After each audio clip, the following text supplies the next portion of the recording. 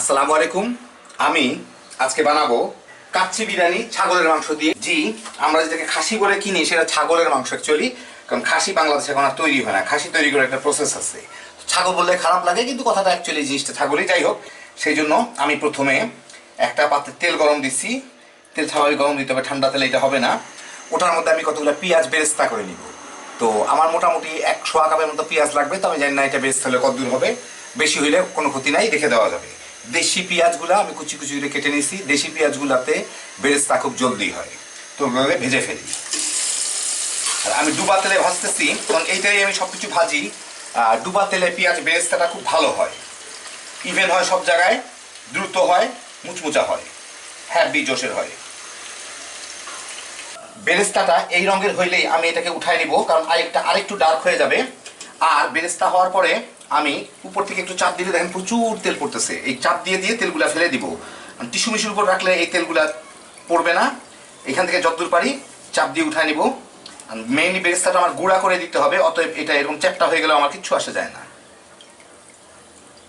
যতদূর পারি তেল কমায় নিব। এখন আমি একটা প্যানে তেল গরম করে, অল্প কিছু তেল গরম করে, তার মধ্যে কতগুলো আলুকে একটু ভেজে নিব। এর আগে যে বেরেস্তা দেখলেন আর এই প্যানের তেল গরম করা, এগুলো অ্যাকচুয়ালি রেসিপির বাইরে, অন্যভাবে ভেজে নেওয়া যায়, বেক করে নেওয়া যায়। তো ওই তেলগুলো ধরে লাভ নাই, আলুগুলা জাস্ট বাদামি হওয়া পর্যন্ত। তো মোটামুটি এটা ছিটতে থাকবে তেলগুলা, সেই জন্য আমি একটা ঢাকনা দিয়ে ঢেকে এটাকে এইভাবে নাড়ায় নাড়ায় ভেজে নিব, না হলে সারা গায়ে চলে আসবে তেলগুলো। এই হচ্ছে টিপস অ্যান্ড ট্রিক্স। আমার রান্নায় তো 2-1টা টিপস ট্রিক্স থাকতে হবে, তাই না? বাইরে থেকে দেখা যাচ্ছে আলুগুলো একটু মোটামুটি লালচে হইলেই আমি চুলার জালটা বন্ধ করে দিই। এখনো ফুটবে, তারপরও দেখাই। এই যে দেখেন, এরকম মোটামুটি একটু লালচে লালচে, একটু পোড়া পোড়া হইলেই বিভিন্ন জায়গায় আমি জালটাকে বন্ধ করে দিছি। তো উল্টায় দিই, পেঁপেটা বেশি পুড়ে গেছে এইদিকে। এগুলা হয়ে গেছে আমার আলু ভাজা। এখন আমি বাকি প্রসেসে চলে যাব। এখন একটা প্যানে আমি পানি ফুটাই নিছি। আমি অ্যাকচুয়ালি 1.5 কেজি মাংস ব্যবহার করতেছি, সেই জন্য আমি 1.25 কেজি চাল দিব আর কি। আমি কালিজিরা চাল নিচ্ছি। যাই হোক, এর মধ্যে আমি একটু লবণ দিব, পানি ফুটানো পানির মধ্যে দিয়ে আমি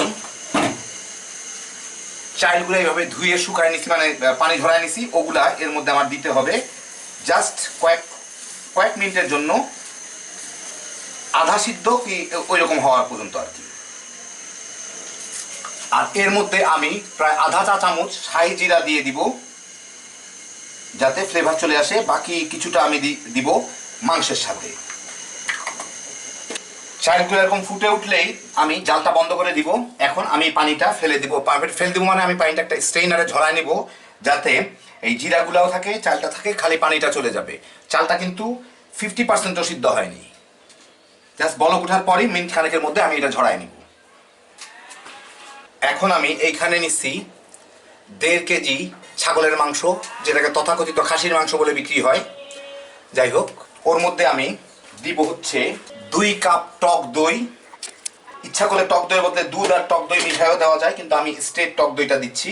এই টক দইটা আমার ঘরে তৈরি। এই টক দই তৈরি করার রেসিপিটা আমার চ্যানেলে আছে, দেখে নিতে পারেন, নাহলে আমার ডেসক্রিপশন কিংবা কমেন্টে আমি লিখে দিব। 1 টেবিল চামচ থেকে একটু বেশি আদা বাটা, রসুন বাটা, প্রায় 1/4 টেবিল চামচের মতো ধরেন। 4টা এলাচ আর একটু দারচিনি, যদিও গরম মশলা দিব, তারপরেও একটু ভাল লাগে। 8-10টা লবঙ্গ, অল্প কয়েকটা জয়ত্রী, মনে করেন 2টা স্টিকের মতো এত বড় জয়ত্রী, আর 1 চা চামচের মতো জায়ফল গুঁড়া। বেশি জায়ফল দিলে কিন্তু খুব একটা বাজে গন্ধ আসবে। 1 চা চামচ শাহি জিরা, 5-6টা আলু বোখারা।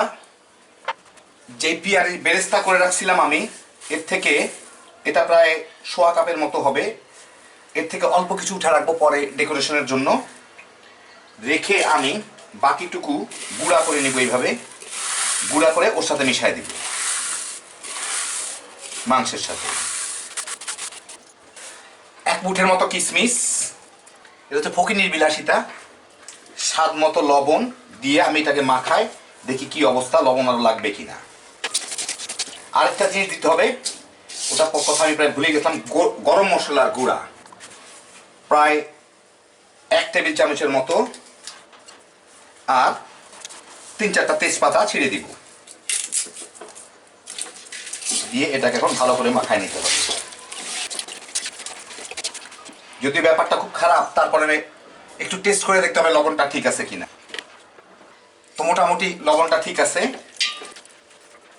এর মধ্যে দিব আমি 1 টেবিল চামচ ঘি, আর যে আলুগুলা ভেজে রাখছিলাম সেই আলুগুলা তেল সহ, এখানে প্রায় 2 টেবিল চামচের মতো তেল আছে, 2 কি 3 টেবিল চামচের মতো তেল আছে। আলুগুলা চুষার পরে যেটুকু থাকে আর কি, সব কাঁচা দিয়ে দিব, দিয়ে এটা এখন ফাইনাল একটু মিশাই দেই।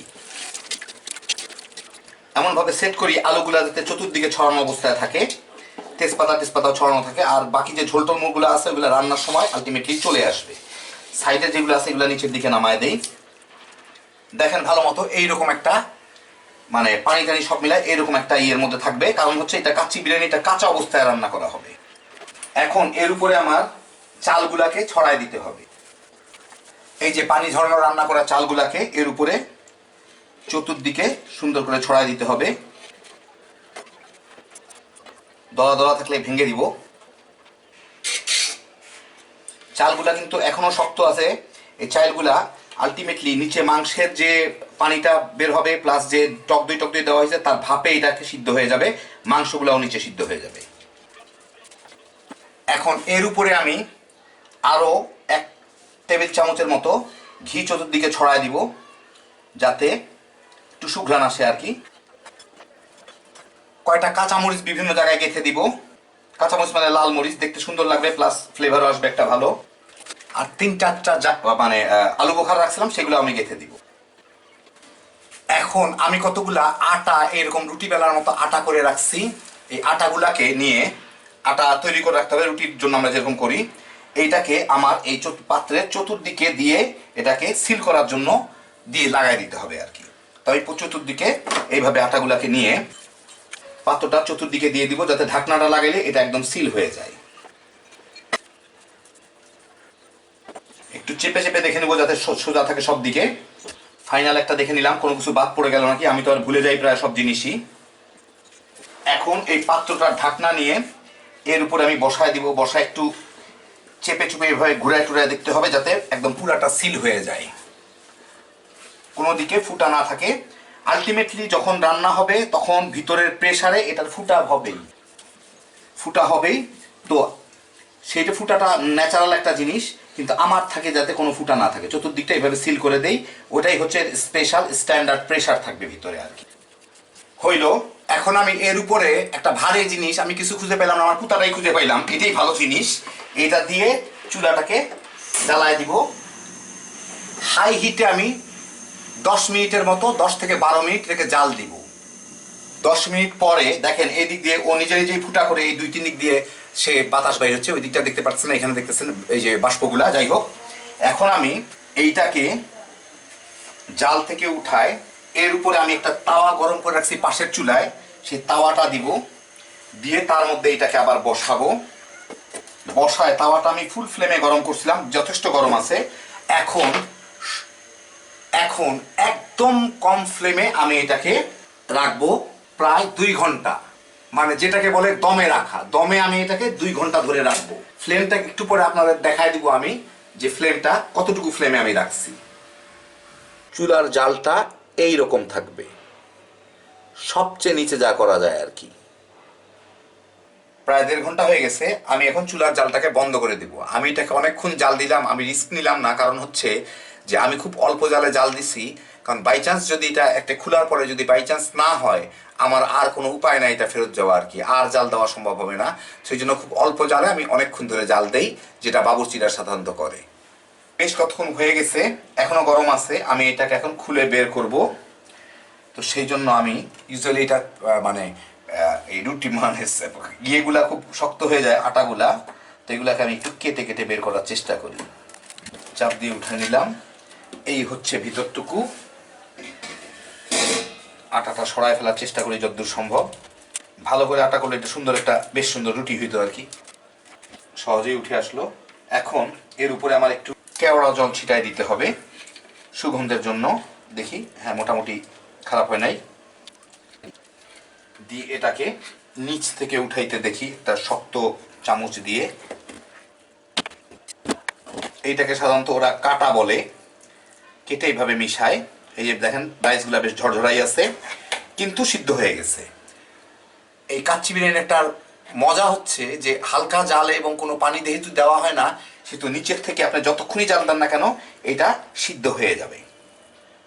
এবং এই যে দেখেন বেশ নিচটা হালকা হালকা একটু পোড়া পোড়া টাইপের হয়, কিন্তু পুড়ে না, মানে বারবিকিউ টাইপের হয় আর কি। হ্যাপি জোশ।